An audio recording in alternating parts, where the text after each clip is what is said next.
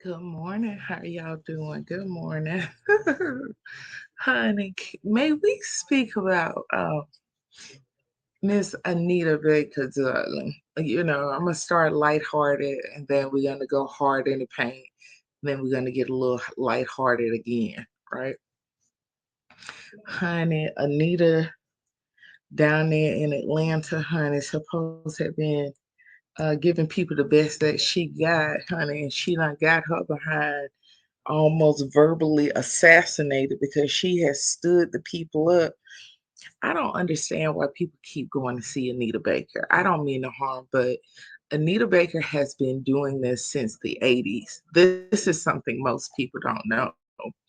Anita Baker has been doing this since the 80s. I remember in the 80s, my parents supposed to have went to one of her concerts and she canceled. She sure did. So she's been doing this. And the reason why they said she canceled that time, they said that she was having, um, it was either an ovarian cyst or she had a miscarriage, but something was going on gynecologically with Mrs. Baker, right? And at that time, she was married. And I remember this conversation because it was my first time as a kid hearing about people discussing, fertility issues or whatever. But uh, apparently that was why she canceled. And so after then, my daddy, told my mom he wasn't buying any more tickets, to go see her. And back then, you didn't get a refund, no ticket master back, in the 80s. Honey, I have never been an Anita Baker fan. So I got to tell y'all this Anita Baker story. And I am certain that you all are the first people on earth to know about to find out why I don't do Anita Baker. I was a kid, and I guess while I was in school, my dad had a stereo delivered to the house. And so it had a glass door on it. You push it and it opened. And had a record player at the top. You could put two cassettes in it. It had these, tall speakers, one on each side. It replaced this big, heavy brown uh I guess we considered it our radio. You put the 8 track in it. It had a record player on it and two speakers, and the top of it used to lift up so you can see the radio and everything inside of it. And then you close it back and put stuff on top of it like a sofa table. But that joker was big and it was heavy. Okay. Trust me, it was big and heavy. So anyway, he switched that big brown shrunk like thing out for this nice glass and black and all of this, right? I get home from school, and the first thing she put on an Anita Baker record. It was up there on the top, and she had it loud, and she just had this crazed look in her eyes. Like she had, it was like euphoria for her. She was so giddy and happy, honey. Her cheeks were about to split wide open. And I remember her grabbing my hands and trying to move side to side like we dancing. And I remember thinking, this is the worst song ever. Like, why does she like this song? Right. And so somehow on the television, not too long after the stereo came, somehow I ended up seeing her on television performing. Now, during this performance, she was rocking side to side, and like she had her hands in front of her, and like they were crooked up, like crippled looking or something. And she was stiff and she was singing, and like this blue light was behind her, and or something. I don't know, but she had that shortcut, and her hands all crippled up, and she was rocking side to side. And I had only heard the song. So when I saw her, I'm looking at this lady thinking two things are going on when I'm looking at this lady, right? Either one, she having a seizure. I I thought she was having a seizure because my daddy, golfing buddy, he had a seizure in front of me one time, and I thought that's what the lady was doing, right? Or number two, I thought the lady had a demon. Now, of course, I didn't tell my parents this, but I was standing there in front of that TV thinking this lady got a demon in her, right? Now you got to remember, we we went to churches with, they casting out demons, slaying them. You seeing real deliverance. I ain't talking about emotionalism. I'm talking about, I can tell you some stories about deliverance. Okay. Yeah. Anyway, so I'm standing there thinking, looking at it on the television. This lady got a demon, or she having a seizure. She's sick. She crippled or something. And so I got to thinking to myself that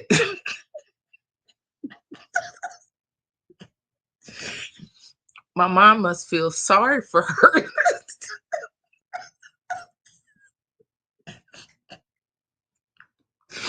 Oh my God. Please don't judge me while I'm telling you the story. But I'm telling you how I was thinking because I still remember it to this day. And this is why I do not like Anita Baker at all. So I'm looking at her rocking and her shoulders was up some kind of way and she was like bopping or moving and rocking and it ain't look right. It ain't look right.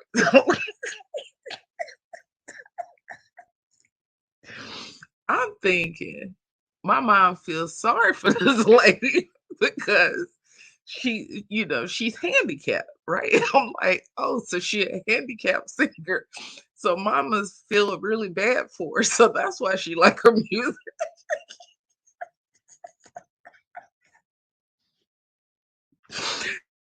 So then I end up hearing, she was playing another song by her. And I think it was like, I apologize or something like that. And here she go in the living room again, blasting this mess all through the house.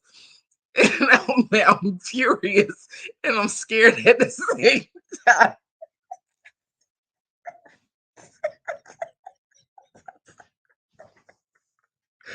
You have to remember. Never mind. Oh Lord, I am crying. So I finally walked in the kitchen up to my mom, right?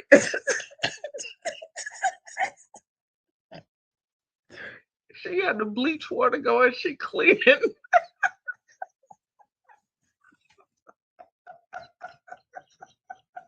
And I asked her, I said, what is she apologizing for? Why is she singing an apology, Mom? What is she apologizing for? And my mom looks up and says, oh my God, this is so ridiculous. My mom looks up at me and says, one day you're gonna grow up, you're gonna be in love, and then you'll get her music. Then you'll get why she's apologizing.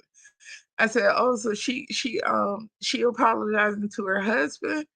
And she said, yep. I said, so what did she do?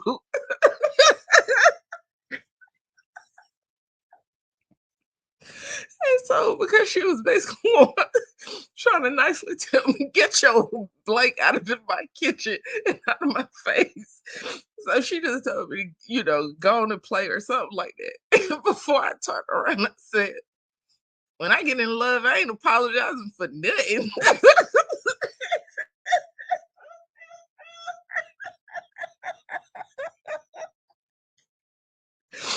Honey, I skipped my behind out that darn door. I hopped my behind on that 10 speed like I was in the Duke's Hazard or something and rolled off because all I knew was she rocking, she got a demon, she mistreating her husband.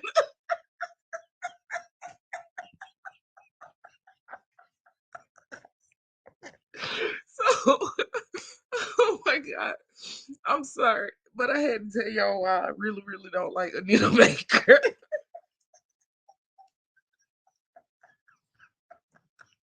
Because to this day, I really believe it got to be a demon. Because why so many people like her music? I'm sorry. Okay. But Them people mad about it. I'll be mad about it too because I had a girlfriend. This was a couple years ago, honey. I wouldn't call her a girlfriend. She's more of an acquaintance, honey. Former acquaintance, darling. But anyway, honey, she wanted to go see Anita Baker. Anita Baker was in Vegas and she wanted to go. And so she was like, "You'll come with me, you'll come with me." And I'm like, man, I'm grown now. So in my darn 40s, and I'm thinking to myself, like, you can't tell this broad, like, I don't do Anita Baker. So I'm thinking to myself, like, okay, girl. So thankful I didn't end up seeing that concert because I think Jesus came through for me on that night because we coming through the airport. We just landed in Vegas. We coming through the airport, honey. Her legs gave out. Her legs, she completely collapsed like a ton of big bricks just blew, fell. Now the problem is this is very embarrassing, right? First of all. But of course I'm concerned initially, but what made it so embarrassing was how many guys she was hitting on, flirting with, and she got a lot of attention because she had a BBL, but it was a botch BBL. So she had the letter P BBL, that's what I call it, when or wisdom tooth BBL, where it's wide at the top and the legs look like, uh like little popsicle sticks. You remember the popsicles they had the two sticks, but anyway, so that's what the BBL looked like. And so because her butt was so big and it didn't match her legs, it didn't match her frame. I mean, it was ginormous. I mean, it was big, right? And so of course all these guys are looking, she flirting, she winking, she is doing the most because she has made it clear she want her husband, honey. She want a husband. But anyway, and honey, she had unpacked all her money in her backside, honey. She was gonna give her man. But anyway, that darn BBL ended up causing her legs to have numbness, so she would just randomly collapse. Now she didn't tell me this before she wanted me to go traveling with her behind. Now I see why she wanted me to travel with her. But yeah, we had to get transport in a wheelchair and stuff. We have ground transportation already arranged to pick us up, take us to the hotel or whatever. And we ended up not being able to go nowhere because thank the Lord, honey. But not in a bad way, but I think God really understood and connected with my spirit that I did not want to see this woman because I still don't know what is going on with her all these years later, decades and decades and decades and decades later. But anyway, that's that. So let's get into some real conversation real quick. Let's get into some conversation about Andrew Caldwell and the school honorary doctoral degree. So thanks, hun, for sending me the video. So I did get an opportunity to watch the video of the gentleman who's over that educational institution. And I listened to the entire broadcast and then I decided to go back and watch it again so that I could read the comments while watching. So I am disappointed, guys. I am disappointed with you guys. I'm disappointed for the following reasons. You have not figured out why they're giving him the honorary doctoral degree. You haven't figured it out, have you? Well, let me go ahead and give it to you. The answer was right there in the broadcast. Someone typed it in the comments. So if you go back and watch the video, you will see a gentleman, and I did research his profile. And this person, I'll put it this way, he does have weight, right? And a lot of people he connected to, they solid. But anyway, so the most noblest deeds. go unrecognized, right? What he was talking about when people started making comments about Andrew's character and all of this, they're talking about money. They're talking about money. Now, somehow, some way, Andrew's proclamation out of his mouth about matching 25K, to donate to the school and the public school system in St. Louis for special needs kids, special sped kids, whatever. He didn't do that. What he did do is end up giving them money at that academic institution, right? And I'm pretty certain how he did it. Either A, he has hosted a fundraiser with some of his friends who got some change, and he is connected to a lot of people with some money, right? I'm pretty sure he got him some money out of Candy. He probably got him some money out of a couple other celebrities that he's, I'm doing air quotations, friends with. um or even if it was just he got someone else to write the letter for him, he sent it out, and they were making donations, right? And he's networking probably with the Sheards, probably with this person, that person. And to be honest with you, it's not hard for him. I hate to admit it to y'all. It's not hard for him to come up with $10,000 in donations. That's not hard at all. It really isn't. It isn't. And so, because he is so committed to proving the point, and again, checking a box on this list, I mentioned to you all some while ago, I said, you all don't be paying attention because everything he's going to do, Andrew says it before he does it, right? You just forget all about it because you're chasing the tape of his character. And I hate to admit it, in this day and age and in this economy, money talks, and it has always talked. But when you're talking about a very small Christian educational institution, sorry, I'm about to sneeze. I'm sorry, I'm back, y'all. When you're talking about a college that is very small and it's new, they need money and they need a lot of it. They need a lot of it. They don't have an extensive list of alumni and things who are, donating back to the college. They don't have any sports teams. They don't have all of the ties, financial ties that pour money into colleges like your more well-known, established, accredited institutions, right? And so because of that, it's at its infancy. So anyone who can come up with 5, 10, 15, 20, 25, 30, 35, 40, any kinds of thousands of dollars, you do acknowledge them. And so you have to think of it this way. They're acknowledging him at the very early part of their, existence. And over time, they'll probably be more prominent people. Um, who they'll recognize for another reason, but at this time it is primarily because of financial contributions, in kind contributions, as they call it. So that's what it's about. It's not even about his character. And I can say a lot of the wealthy, rich people, successful people, how, we look at them from a specific lens, and that is we give them a persona, but that may not necessarily be who that person may really be as a person, right? So a lot of people we may adore and see on television, see in public, or even in day-to-day goings, they may not actually be that way, behind closed doors. They could be a horrible person. Um, and I can tell you from an experience that I know people personally that people just think they are so nice, they are so wonderful, they're such a good person, and they are by far the most antisocial, unpleasant person.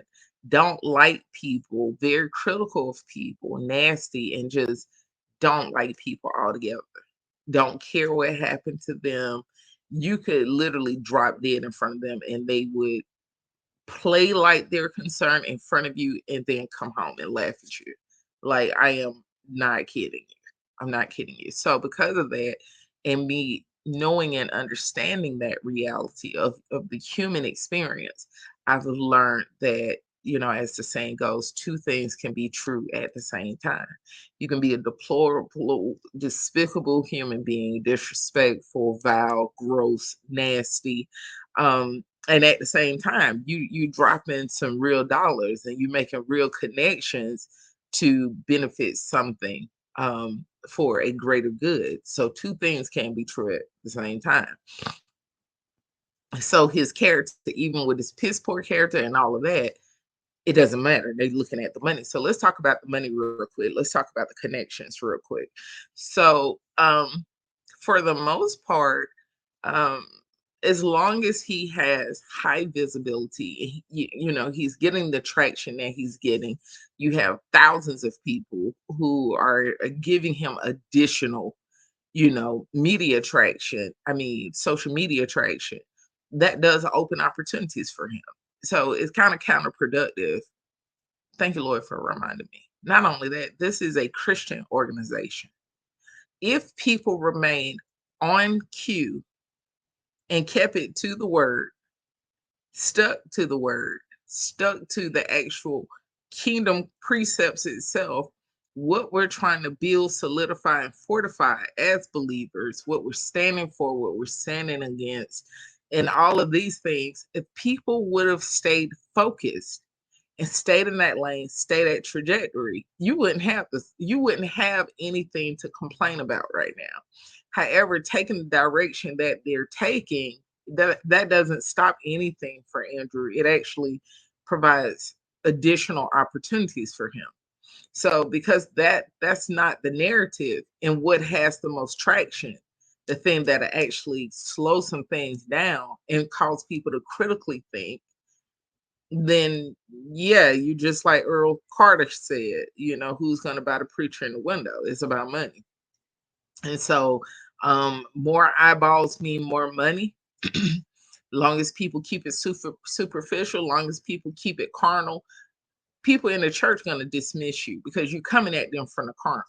They don't, I mean, I don't mean no harm.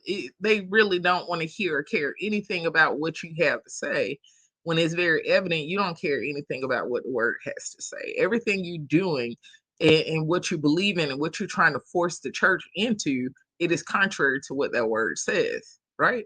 So nobody's within a Christian entity, they're not going to take that seriously because you're not coming to them with that. You can't throw the Bible at them and be like, well, y'all church people in the Bible said, well, what about this? And then you turn around and then you want to backpedal, you want to pause once people start getting to the root of, well, we do have to address and discuss the same gender loving issue.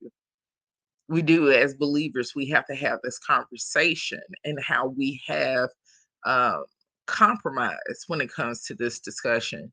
And it really hasn't benefited the body of Christ. However, it did benefit that specific population of people. But how it has it built the body, it hasn't built the body, it has led to the body being asked to preach less of the word and preach more of the world. We have noticed that the focus has shifted, I mean, drastically. Sex is such a strong focus that is coming from believers. That's not normal. That's not natural at all. At all. None. So as long as people are preaching about sex and sexuality from the position of they have already started having sex outside of covenant anyway. They never even approached it from a Christian biblical lens, and they don't understand the spiritual significance and importance of sex, right? And how it is life bearing, not just pleasure producing. And so until we have those discussions as believers, we really can't say anything because you keep trying to say something, but you have said nothing, right? So that's that, which takes me into this conversation about sex as well. When you have an opportunity, I would like for you to go over to the Club Shay Shay channel, and I want you to find the interview with Gary Owens. Owens, the white guy, former army guy, he's currently a comedian or whatever. And I want you to fast forward that clip to the part as soon as Shannon Sharp asked him about a story about him not um paying tips to strippers, right? Fast forward to that specific segment, and I want you to listen to it. So he starts the story by saying that he was a virgin all the way up until he was within the military. And he said the following: I went to a predominantly white school. So, I didn't have sex until I was already in the military. Now, let me tell you something. He said something, and people don't realize what he said. I'm gonna tell you what he said. First of all, black people having sex underage and younger, we don't do that over here. Even though he's standing in front of black people and everybody, oh, he cool, he a white guy, but he a cool, but he just spat in your faces, and people didn't catch it. I caught that. You get what I'm saying? Because I actively listen to what people say. So he says he went to a white school, so I was still a virgin, meaning they have a different form of self-control and chastity that doesn't exist in predominantly black schools. That doesn't exist for our culture with our young people in high school and middle school. We're hypersexual, and over there they're not. They're saving themselves. They're waiting. So even their males are waiting, but we don't. But he gets a lot of them black dollars. He gets lots of black dollars. He's had a black wife. You get what I'm saying? And I'll tell anyone, you just have to actively listen to what they say when they get really comfortable, because it will tell you a lot about what they really believe about the other race and culture. Once they get comfortable, you can't stop them when they do it, because you just want it to flow like water. You just want to sit there and listen, because you're getting information, and don't forget the information that you get.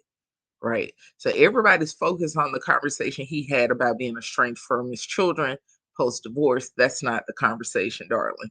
The conversation that you need to be paying attention to is exactly what he said about basically his perception of predominantly black schools and black teens and black young adults. Get into it. And please keep in mind, even while he going to the strip club, he's never seen breasts before. He has never experienced any of that. And so they told him to go to the black strip club so he can see some tatas. He used a different word, but so he can see tatas. And he looked at strippers and all of this. But I want you to catch what he said. They took him to a black strip club. Mm-hmm. Okay. Okay.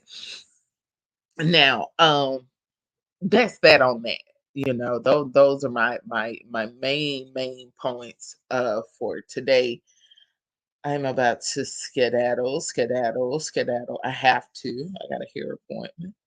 I didn't get my hair done the way I wanted to last week, so I told her to come in today. I know it's Monday, but yeah, I just paid the extra because I want my hair to look the way I want it to look, and all of that. And just how that is when you just playing with different looks, and that's all I've been doing for the past couple of days. So it's just seeing what I want to go with, darling dears. But yeah, that's that. This is almost at 30, so I want to I'll be back to read you guys comments. I do got to read your comments from last when was that? When did I do that last video? It was one day. Like whatever day was my last day doing. I did a video for y'all. Okay. Okay. I'll come back later in the evening, and then do a comment segment, and then I answer all of this stuff and all of that good stuff, honey, honey, honey. I hope y'all have a good week. Get on up, get out there, slay your dragons, get your 40 acres and a mule, honey. Give it all you got. Don't stop till you get enough. And the best is yet to come, because it's in you. It's in you. Yeah, when I come back, I will also share with you my May read, and I can tell you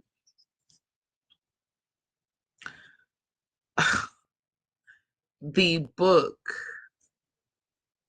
is the book that every single solitary Black woman need to read. Within it, you will learn about the first, the first Black daughters who were the vice president's daughters in the White House. Yes, Black daughters, black, black. Their mother was Black, not partially Black, not, she was fully Black. She was a slave. And she was the wife of the vice president of the United States. And because he gave her her freedom, not when he died, while he was living. Yes, a Black woman was the wife of the vice president of the United States, and they had two Black daughters. And yes, they lived full lives, had children, and all of that good stuff. I've been researching their genealogy as well. So they're not the first. The Obamas wasn't the first Black family in the White House after all. No, no, no, no. And so that goes back to this little pet project I've had. It's been less than a year of researching the genealogy of different families, elite Black families, and just tracing their lineage. And I think I did a video for one of them. I'll check and make sure I uploaded it for you guys. But yeah, this book I'm going to tell you guys about every single solitary Black woman need to read it. And you will never, I can't say it enough, you will never look at yourself the same as an African American woman. I'm telling you, you will never, ever, ever look at yourself the same. And you will never, ever, ever allow yourself to be treated the same. And that's before you even get to page 60. You're going to have a serious paradigm shift. You hear me? Yeah. I will be back for two things: comment edition, and I'll be back to give you this fabulous read that I know you will enjoy. Okay. All right. I gotta go so I can go ahead and take my shower and get ready to go. So I'll see y'all in a little bit. Bye.